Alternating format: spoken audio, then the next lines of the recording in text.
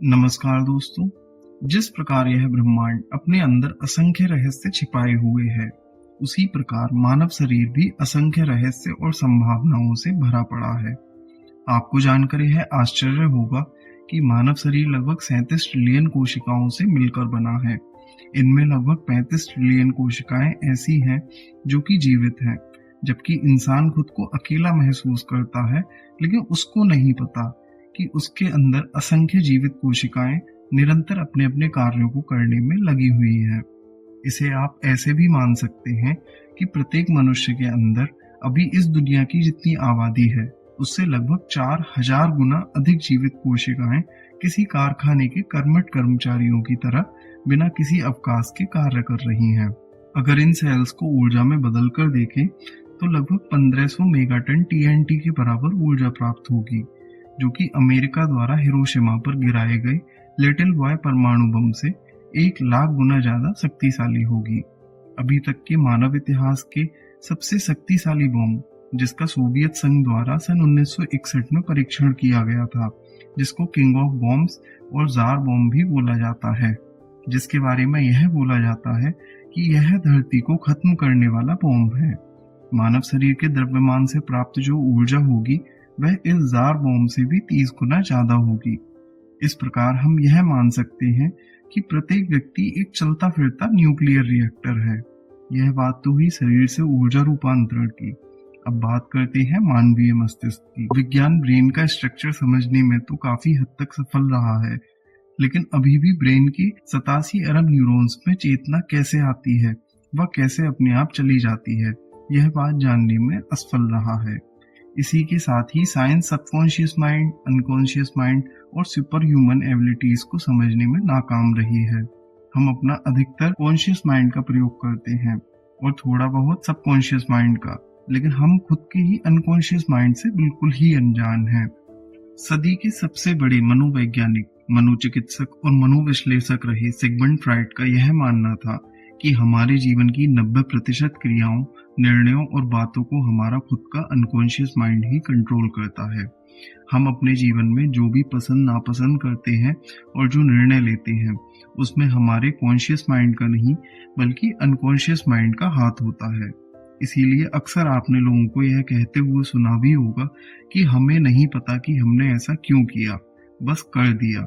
इसके पीछे का कारण अनकॉन्शियस माइंड ही होता है। फ्राइड के बाद कार्ल गुस्ताव जंग और एडलर ने अनकॉन्शियस माइंड में अनेकों सुपर ह्यूमन पावर्स होने की संभावना जताई थी। कार्ल गुस्ताव जंग ने अपनी book psychology and the east में पूर्व के आध्यात्मिक महापुरुषों, विशेषकर भारतीय योगियों, ध्यानियों, संतों, दार्शनिकों एवं तांत्रिकों पर मनोवैज्ञानिक विश्लेषण किया है। कार्ल जंग ने अपनी एक अन्य book psychology of kundalini yoga में योग व तंत्र की शक्तियों पर भी मनोवैज्ञानिक विश्लेषण किया है। कार्ल जंग का मानना था कि किसी भी व्यक्ति के साथ जो घटना भविष्य में होने वाली होती है, उसकी झलक अनकॉन्शियस माइंड हमें हमारे सपनों में दिखाता है। कार्ल जंग अपनी थेरेपी में अक्सर ड्रीम एनालिसिस का प्रयोग किया करते थे। उनका मानना था कि हमारे सपनों को यदि गहराई से डिकोड किया जाए तो वे हमें हमारे जीवन से और हमारे व्यक्तित्व से जुड़े कई गहरे राज बताते हैं। भारतीय योग व तंत्र में इन रहस्यों पर अत्यधिक खोज की गई।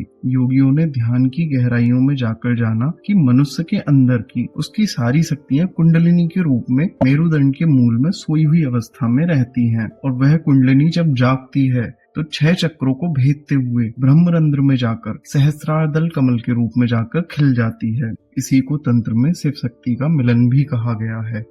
इस प्रक्रिया के बाद मनुष्य अद्भुत क्षमताओं व शक्तियों का स्वामी हो जाता है। इस प्रक्रिया को कुंडलिनी जागरण बोला जाता है। इसके बाद माना जाता है कि मनुष्य की इंद्रियां करोड़ गुना ज्यादा कार्य करने लगती हैं। इन्हीं कारणों से एक प्रसिद्ध मिस्टिक और राइटर पॉल ब्रेंटन सन 1930 में भारत आए और यहाँ के चमत्कारी सिद्ध, संत व योगियों से मिले, उनसे आध्यात्मिक अनुभव व विद्याएं प्राप्त की। पॉल ब्रेंटन ने अपनी book A search in secret India में भारत के ऐसे योगियों व सिद्धों का वर्णन किया है जो कि सुपर ह्यूमन एबिलिटीज रखते थे। उनमें महर्षि रमण, मेहर बाबा, मौनी बाबा, मृत्युंजय योगी, योगी ब्रह्म आदि ऐसे योगियों का वर्णन है जो ऐसी क्षमताओं व सिद्धियों के स्वामी थे जो विज्ञान की समझ से परे हैं। परमहंस योगानंद जी ने अपनी बुक ऑटोबायोग्राफी ऑफ ए योगी में कुछ ऐसे सिद्धों की चर्चा की है जिनके पास अद्भुत शक्तियां थीं, जैसे टाइगर योगी जो कि किसी भी जंगली टाइगर को बस एक बार देखते ही अपने बस में कर लेते थे, और एक ऐसा सिद्ध जो सबके सामने जो उसको बोला जाता था वही चीज प्रकट कर देता था। स्वामी विवेकानंद ने भी अपने वक्तव्यों में कुछ ऐसे लोगों का वर्णन किया है जो सुपर ह्यूमन पावर्स रखते थे। जैसे उन्होंने एक बार पवहरी बाबा का उल्लेख किया है जो कई वर्षों से सिर्फ हवा खाकर ही जी रहे थे। वहीं एक जगह स्वामी विवेकानंद ने एक ऐसे व्यक्ति के बारे में भी बताया है जो कि किसी भी इंसान को देखकर उसके बारे में सब कुछ बता दिया करता था।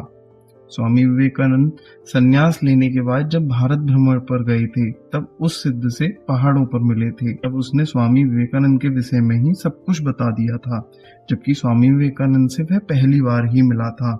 इन चीजों के विषय में जब पश्चिमी देशों के लोगों को पता चला तो अनेकानेक पश्चिमी विद्वानों और जिज्ञासुओं ने भारत की यात्रा की। इनमें प्रसिद्ध रूसी विद्वान जिन्हें रास्कल सैंड नाम से भी दुनिया जानती थी, ऐसे महान विद्वान जॉर्ज गुरजीएफ ने भारतीय योग व ध्यान की विधियों का प्रयोग अपनी फोर्सवे टीचिंग्स में किया, और सर जॉन वुडरॉफ जो कि एक प्रसिद्ध ब्रिटिश विद्वान हुए हैं, इन्होंने अपनी बुक द सरपेंट पावर में कुंडलिनी जागरण पर विस्तृत विश्लेषण किया है। वहीं मीरा अल्फासा जो कि फ्रांस से थी और मदर नाम से विश्वविख्यात थी, इन्होंने महर्षि अरविंद घोष के सानिध्य में सुपर कॉन्शियसनेस पर रिसर्च की। ऐसे ही ऑर्थर कोएस्टलर ने the lotus and the robot व रॉबर्ट स्वोबोदा ने अघोरा में अध्यात्म और तंत्र पर गहराई से विश्लेषण किया है। इतिहास की थोड़ी बहुत जो भी जानकारी रखता होगा तो ऐसा नहीं हो सकता कि उसे एनी बेसेंट के विषय में ना पता हो, लेकिन एनी बेसेंट के विषय में सिर्फ इतना ही बताया जाता है कि वो भारतीय राष्ट्रीय कांग्रेस की अध्यक्ष रही थी और उन्होंने स्वतंत्रता आंदोलन में भाग लिया और भारत को आजाद कराने में अपनी एक महत्वपूर्ण भूमिका निभाई थी। साथ ही वह इंग्लैंड की निवासी थी और उन्होंने अपने सहयोगियों के साथ थियोसॉफिकल सोसाइटी की स्थापना की।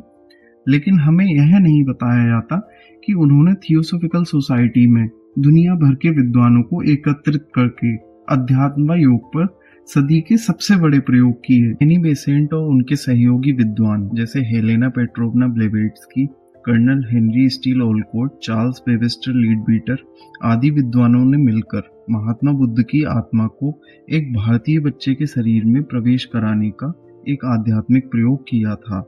यह बच्चा बड़े होकर एक महान दार्शनिक बना जिसे हम जिद्दू कृष्णमूर्ति के नाम से भी जानते हैं। जिद्दू कृष्णमूर्ति को उस समय पश्चिमी देशों ने उनसे प्रभावित होकर विश्व शिक्षक की उपाधि भी दी थी। इसी प्रकार David Frawley, Elizabeth Denny, Peter Lavender, Kenneth Grant, Arthur Osborne, doctor Hiroshi Motoyama आदि ऐसे हजारों रिसर्चर हैं जो दुनिया के कोने कोने से भारत में आए और भारतीय योग, तंत्र व आयुर्वेद पर अध्ययन व रिसर्च की। लेकिन कितनी बड़ी विडंबना है कि स्वयं भारतीय अपने ज्ञान को भूलते चले गए। योग को अंतरराष्ट्रीय स्तर पर दर्जा तो मिल गया, लेकिन अब योग को सिर्फ जिम्नास्टिक के रूप में प्रचारित किया जा रहा है। योग के नाम पर चुस्त कपड़े और निराधार ध्यान पद्धतियों का प्रचार किया जा रहा है।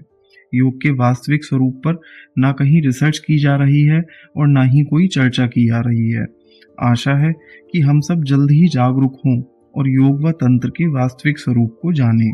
आपको यह जानकारी अच्छी लगी तो चैनल को सब्सक्राइब करें और वीडियो को ज़्यादा से ज़्यादा लोगों को शेयर करें ताकि ज़्यादा से ज़्यादा लोग जागरूक हो सकें। धन्यवाद।